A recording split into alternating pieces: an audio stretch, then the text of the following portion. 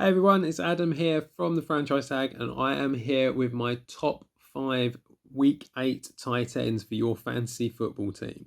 Now, again, we've always come out and said we don't go for the obvious, but Travis Kelce this week has got a great matchup. So if you've got him, play him, and if you can trade for him, good luck trying, but he is worth getting in your team.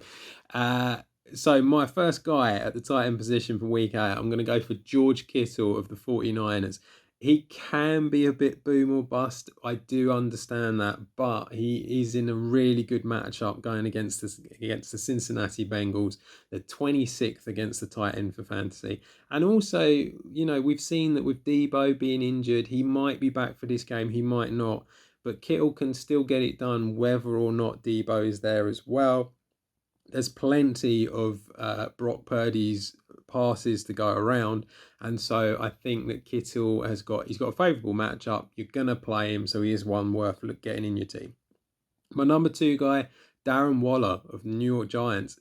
Tough start for Waller this season, but he's slowly getting there. 26 receptions in the last 3 weeks. It's showing that with Tyrod Taylor there, that the ball is going to him, but also Taylor's only been in there for 2 weeks. So that third week, he's still got a lot of receptions from Daniel Jones. So it doesn't matter which one it is, Waller is now getting the ball a lot more than what he was at the beginning of the season.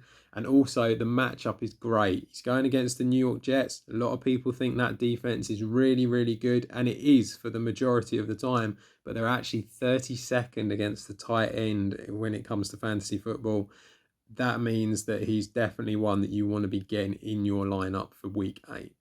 My number three guy, bit of a punt, Cole Kmet of the Chicago Bears. The reason that I'm going for him, he's up against the LA Chargers. They do struggle against the tight end, the 23rd against tight ends at the moment. Kmet has shown that he can have decent games and that he can have big scores and score touchdowns. Yeah, we don't know if it's going to be Justin Fields or it's going to be Badgent again, but it feels like that Komet is one of them guys that, you give him the ball, he will make the difference and he can do well. So he's definitely one that you want to be looking at for this week and that you could potentially trade for really cheaply after the last couple of weeks. Again, another guy who struggled in the last couple of weeks, but he's got a nice matchup and would be able to get you a few points. Hayden Hurst for the Carolina Panthers. Now, Hurst, as I said, has struggled. He averages about 3 targets a game, which isn't a lot, but if one of them can be a touchdown, then it's a good one. And it is a favourable matchup, this one. He's going up against the Texans, who are 28th against the tight end for fantasy. He's definitely worth a punt and he's worth getting in your team if you are struggling at the tight end position.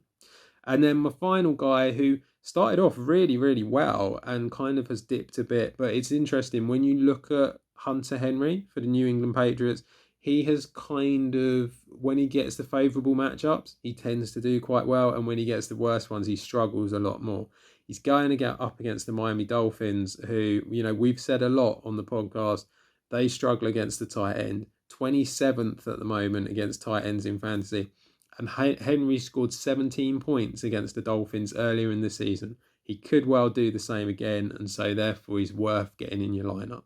So they're my five guys. Make sure that you check out everything that we're doing with the franchise tag. We've got loads of stuff coming out this week and for the rest of the season, and we'll see you all really soon.